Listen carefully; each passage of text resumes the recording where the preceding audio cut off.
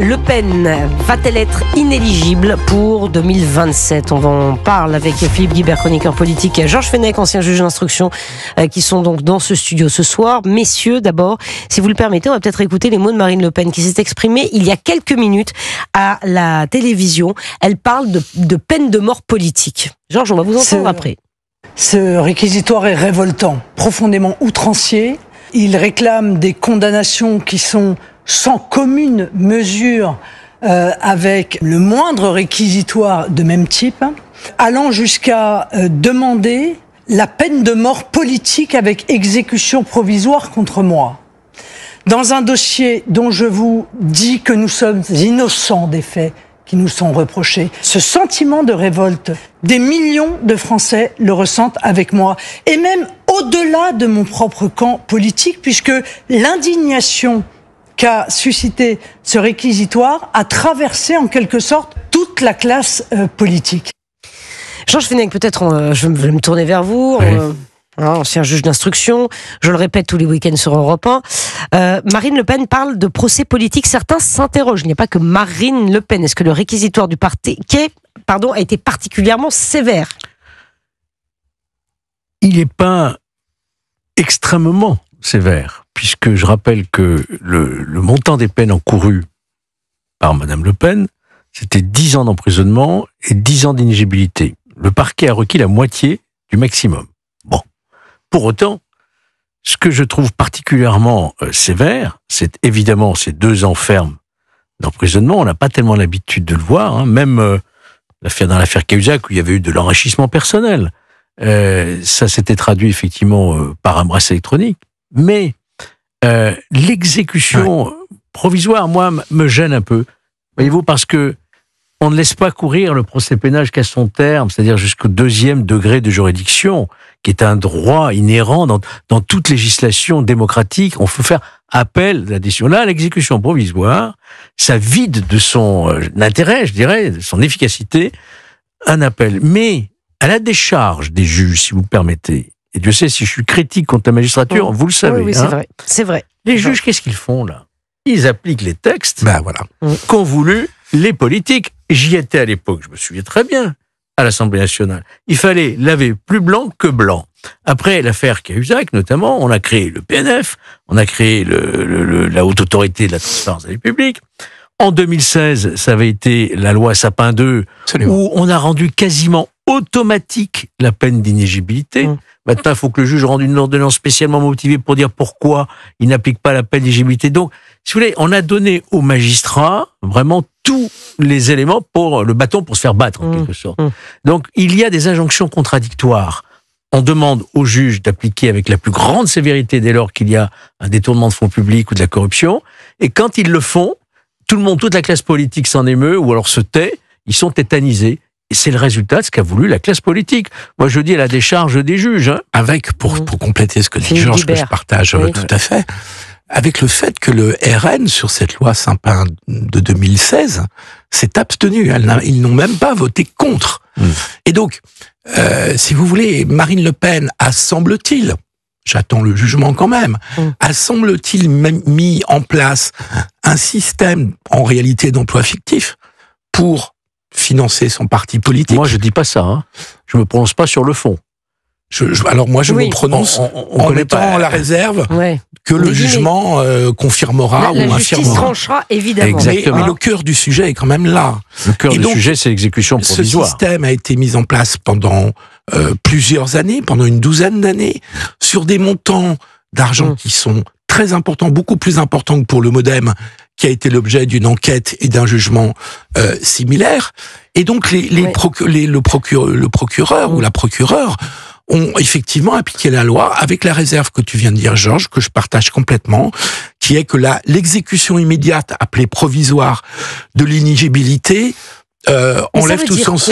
Quand elle parle de mort politique, l'expression n'est pas excessive. Parce que si effectivement, mais c'est important de le rappeler, Georges. Si effectivement le tribunal prononce l'exécution provisoire de cette décision, c'est une mort politique. C'est une mort politique. C'est la fin de sa carrière politique. Mais c'est-à-dire, Georges, que même s'il le prononçait, ce serait pas forcément ce qu'on qualifie d'un procès politique. Non. Non, il y a peut-être des arrière-pensées On a bien vu cette procureure qui dit en pleine réquisition, j'ai pas contre l'un des prévenus, pas contre elle. Quand j'ai pas grand-chose, mais ça me ferait trop mal de requérir une relaxe. Pardon, mais on ne lui demande pas de s'épancher sur ses sentiments personnels. Oui, c'est vrai. Ça, c'est une faute professionnelle. Ça, c'est gravissime. On va écouter Marine Le Pen qui parle de ça. Vous avez raison, Georges. Écoutez. J'ai été présente à toutes les audiences. J'ai répondu à toutes les questions des heures durant. Et en réalité, je me suis rendu compte que ça n'était pas la justiciable qui était jugée, que c'était la cible politique qui était jugée. Et j'en veux pour preuve que lors de ce réquisitoire, la procureure a osé dire la chose suivante. Je n'ai sur ces contrats aucun élément pour demander la condamnation, mais je refuse de demander la relaxe car ça me ferait trop mal. Oui, c'est ça. Ah. Philippe Guibert, qu'est-ce qu'il y a? Vous dites c'est pas ce qu'elle a dit, la procureure. Non, Marine Le Pen tire la phrase dans son sens. La procureure a dit, à propos d'un des assistants parlementaires, qui est un des 25 prévenus, pas à propos de Marine Le Pen et de l'ensemble de l'affaire. Ça n'empêche que c'est une faute, mais Marine Le Pen lui donne un sens qui n'est pas exactement le sens de sa phrase. Admettez qu'un procureur ne peut pas dire ça. Un procureur ne peut pas dire ça, je suis complètement d'accord. Et j'attends, moi, de voir la réaction des avocats. Je suis d'accord. S'ils jouent leur rôle, ils ont quand même maintenant quelques arguments à faire valoir dans un recours en termes de suspicion légitime sur ce parquet. Georges, la procureure a commis une faute incontestable et ça va donner plein d'arguments pour le recours. Tu as parfaitement raison. Il n'empêche que sur le fond de l'affaire, quand même là, le dossier, si les réquisitions du procureur ont été ce qu'on a entendu, c'est que le dossier au fond, et quand même, et d'ailleurs tout le monde le connaît, arrêtons l'hypocrisie. Tout le monde sait très bien ce qui s'est passé. Tout le monde sait, si je peux me permettre, Georges. Le problème du MoDem et du RN est que ils avaient des bons scores à la présidentielle par Bayrou et par Marine Le Pen, sans avoir de députés élus. Or en France, le financement des partis politiques se fait en fonction de votre nombre de députés. On va parler, justement, des députés à l'Assemblée nationale et des enveloppes. Pascal, dans un instant. C'est pour cette raison que le MoDem et le RN ont mis en place des systèmes de financement par le Parlement européen. J'ai pas l'habitude, moi, de trop commenter les décisions de justice, mais quand même, s'agissant d'une affaire aussi importante de conséquences politiques, je voudrais quand même dire que dans cette affaire, il n'y a pas eu d'enrichissement de Madame Le Pen, d'accord? Il n'y a pas eu d'enrichissement personnel. C'est pas l'affaire Cahuzac, hein. Il n'y a pas eu d'enrichissement. Il y a une contestation sur quel est le travail d'un assistant parlementaire européen. Est-ce qu'il doit rester 24 heures sur 24 à Bruxelles? Est-ce qu'il peut venir aider en circonscription le parti politique? C'est des visions différentes de cette fonction. Mais, si vous voulez, je crois franchement, la peine d'inéligibilité me pose un problème. Parce que c'est-à-dire que les Français vont avoir le sentiment... On prive les électeurs... Exactement. Au nom de quoi on a remis au juge ce pouvoir d'interdire aux électeurs de voter pour... Mais Georges, fut-il condamné? À partir du moment où il a purgé sa peine, il retrouve... Georges, tu l'as dit toi-même, tout le monde a voté cette loi en 2016. Ah oui, mais on doit se reposer la question aujourd'hui. Ah oui, mais on se la repose juste pour Marine Le Pen. Non, de manière générale, parce qu'il y en aura d'autres derrière. Il y en a déjà eu d'autres. Je rappelle qu'Alain Juppé, il y a eu Henri Emmanuelli, vous vous souvenez. Georges, à l'époque, Marine Le Pen n'avait pas toutes ces pudeurs de gazelle sur l'inéligibilité. Elle disait, monsieur Alain Juppé, il doit être viré de la vie politique compte tenu de ce qu'elle a fait. Or, pour une affaire, somme toute, assez similaire, en plus gros, elle conteste son inéligibilité. On va aussi en parler, Marine Le Pen, qui s'est aussi adressée aux Français. On va l'écouter dans un instant sur Europe 1. Il est 20h43. Marine Le Pen va-t-elle être inéligible pour la présidentielle de 2027? C'est la question qui se pose ce soir. Vous venez, et Georges Fenech a toute la légitimité pour le dire, vous aussi, alors Philippe Guibert, de dire que dans son réquisitoire, en fait, le parquet n'a pas été au-delà, n'a pas demandé le maximum. On n'a pas demandé le maximum. Mais c'est très lourd quand même. Hein. Mais c'est très très lourd. C'est très lourd. Non, mais c'est important de le rappeler. Je trouve que c'est 300 000 euros d'amende, 2 ans de ferme, c'est-à-dire aménagé, mais ferme quand même, c'est-à-dire un bracelet ou une semi-liberté. Vous vous rendez compte qu'elle va devoir mettre un bracelet électronique si jamais c'est validé. Et comme tu l'as dit, Georges, c'est la moitié du maximum. Oui, mais ça reste lourd. Mais ça reste très très lourd. Oui, mais c'est une affaire d'ampleur. Hein. C'est une affaire majeure. Chers amis, c'est une affaire d'ampleur parce que ça dure 12 ans et que ça porte sur 7 millions d'euros. Donc c'est une affaire. Écoutez, j'ai fait 25 ans de politique. Est-ce que vous pouvez me citer un cas de responsable politique d'envergure dans le passé, avant Madame Le Pen, qui s'est vu requérir une peine ferme alors qu'il n'y a pas d'intéressement personnel. Alain Juppé, me semble-t-il. Non, sursis. Alain Juppé, sursis et 1 an d'éligibilité, il était parti au Canada. Oui, mais c'est au moment de l'appel qu'il a eu qu'un an d'éligibilité. Il y a eu 10 ans en départ, première instance, ça a été réduit à 1 an. Voilà, c'était le moment où Mme Le Pen disait ça doit être Je parle de la peine éligibilité à vie. principale, la peine principale, ferme. Ouais. Moi, j'ai pas d'exemple, hein, que ce soit Emmanueli, que ce soit Alain Juppé, que ce soit d'autres, Roland Dumas à l'époque. Mais c'est une peine de prison qui est transformée en bracelet électronique, comme tu le sais. C'est une peine, le bracelet. Symboliquement, c'est assez lourd. Une peine, c'est une assignation. Non, mais ça veut dire qu'elle ne pourra pas être candidate à la présidentielle 2027. Non, parce que les juges ont tout à fait la possibilité, soit en première instance, soit ensuite, de lever cette exécution immédiate de la peine d'inéligibilité. Parce que le point de contestation de cette réquisition, il est là. Parce que Georges l'a dit au tout début, la logique est de laisser les appels et les pourvois en cassation aller jusqu'au bout. Or, qu'est-ce qui se passe? Si les juges du tribunal, là, en première instance, disent on ne met pas d'exécution immédiate, d'exécution provisoire, par le jeu des appels, des délais de la justice, des délais de procédure, par le jeu du pourvoi en cassation, Marine Le Pen pourra se présenter en 2027. C'est les procédures de l'état de droit qui lui permettront sans doute d'être candidate en 2027. Si vous êtes complètement honnête, et je pense que Georges Fenech vous partagerez mon point de vue, c'est terminé. C'est plié, c'est-à-dire que dans la tête des gens, j'avais effectivement un député Rassemblement National oui, je sais, mais pardon, je réponds à je sais très bien de qui je parle.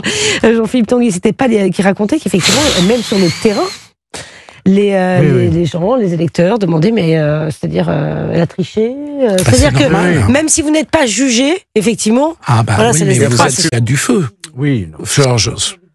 Oui, il y a de l'enjeu, il y a un enjeu majeur dans cette affaire. Et c'est évident, donc il y a de la fumée. Et donc effectivement, il est probable quand même qu'elle sera condamnée par le tribunal. Je dis pas que c'est certain, c'est au juge d'en décider. Mais sur le fond du dossier, tous les journalistes qui ont suivi le procès, toutes tendances confondues, sont quand même assez d'accord là-dessus. Donc voilà, oui, elle a probablement commis un délit, Marine Le Pen. Oui, la question c'est de savoir, est-ce qu'il faut lui interdire de se présenter à l'élection présidentielle? Est-ce qu'un juge a ce pouvoir énorme de se substituer à tout un peuple pour dire cette personne ne pourra pas se présenter devant vos suffrages? C'est ça la vraie question. Ça pose une question de fonctionnement de notre démocratie. Alors Marine Le Pen s'est adressée aux Français. Marine Le Pen s'est adressée aux Français. Voilà ce qu'elle leur a dit ce soir. Écoutez. Le réquisitoire doit être normalement prononcé par des magistrats qui sont touchés, soumis à l'impartialité. À partir du moment où le parquet a fait preuve d'une telle partialité, je suis pas assez naïve pour ne pas comprendre quel est le message. Donc je viens dire aux Français aujourd'hui que l'idée que par une décision, encore une fois, irréparable, non susceptible d'appel, l'on puisse les priver de leur choix est une atteinte très violente à la démocratie. C'est une atteinte très violente à la démocratie. Marine Le Pen, pardon, a posé évidemment ces mots. Oui, excusez-moi. Emmanuel Macron. Oui, non, pas du tout. Je sais pas pourquoi je voulais dire Emmanuel Macron. Marine Le Pen a évidemment posé ces mots. Elle savait très bien ce qu'elle allait dire. C'est une atteinte à la démocratie. Elle lance un appel à ses soutiens. Toutes les personnalités politiques de haut niveau qui ont été mises en cause par la justice ont dit à peu près la même chose. Ce que dit Marine Le Pen ce soir, elle ne fait que répéter ce que Nicolas Sarkozy a pu dire en certaines occasions, ce qu'Alain Juppé avait dû dire à l'époque, ce que d'autres personnes de gauche ont pu dire quand elles ont été mises en cause. Les politiques réagissent tous de la même façon. Le problème, c'est que là, on parle de la présidentielle et qu'on parle de celle qui est aujourd'hui, objectivement, la favorite. Donc, effectivement, ça pose une question démocratique. Mais la loi a été votée telle quelle. Le problème, c'est qu'aujourd'hui, il y a une suspicion de partialité et de politisation de la justice. Les Français se posent beaucoup de questions. Vous comprenez, quand, rappelez-vous, par exemple, le mur des cons, vous aviez comme ça des gens qui étaient brocardés sur un mur syndical du syndicat Magistrature, dont 2 pères de famille d'enfants assassinés. Lorsque Nicolas Sarkozy est jugé par une présidente de tribunal qui avait fait une tribune peu de temps avant contre lui, une tribune politique contre sa politique pénale. À partir du moment où vous avez un syndicat politisé, ça représente à peu près 33% du corps, ce qui est énorme, Vous pouvez vous demander, mais cette procureure-là qui a requis en disant, mais ça me fait trop mal de requérir la relaxe, etc. Vous êtes obligé de vous poser la question, elle serait pas peut-être du syndicat d'amis.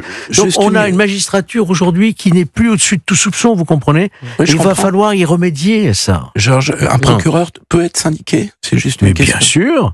Le procureur, il est syndiqué comme le juge du siège, mais bien entendu. Tout le monde a le droit. Je voudrais qu'on écoute Marine Le Pen qui a aussi poussé un coup de gueule justement sur la façon dont elle était traitée par rapport à d'autres qui étaient jugés. Écoutez.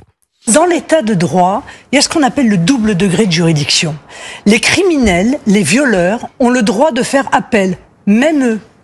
Et moi, on me refuserait le droit de faire appel. C'est-à-dire qu'on m'appliquerait en quelque sorte une peine dont vous concevez bien qu'elle est irréparable.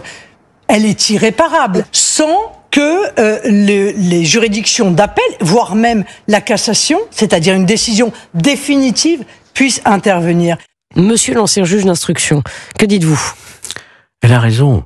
Elle a raison. Elle peut faire appel, Georges. Bien sûr, mais elle fait appel, mais s'il y a l'exécution provisoire, d'accord. Avec les délais d'audiencement, elle peut faire appel autant qu'elle veut. Mais bien sûr, mais comprenez bien que parce que l'exécution provisoire, c'est deux motifs. Soit c'est parce que l'affaire a tellement troublé l'ordre public que seule l'exécution immédiate peut l'interrompre, soit il y a un risque de récidive. Elle n'est plus députée européenne aujourd'hui, il n'y a pas de risque de...